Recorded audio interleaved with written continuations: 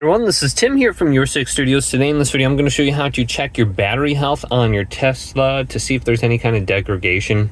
So we can go down to our settings, scroll on down to where it says service. Scroll on down under here, and there is an option on here for battery health. Just click this, and you can see your battery is right there. Mine is healthy. It should be because I just bought it.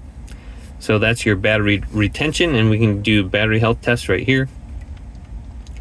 And we can proceed. It says before you begin, vehicle is parked, battery level is 20% or less. Vehicle is connected to the internet, no software updates are scheduled, no battery or thermal alerts are active. Vehicle is connected to an AC adapter. AC charging equipment can provide at least 5 kilowatt of power. So if you're on the mobile one, I believe that's not going to be enough. I'm not sure how much I'm pulling right now. It looks like it's only one. So there are certain conditions before you can start that test. But you can see mine is at 100%. So I'll have to try back in a couple months and see if that's gone down. Hopefully it doesn't.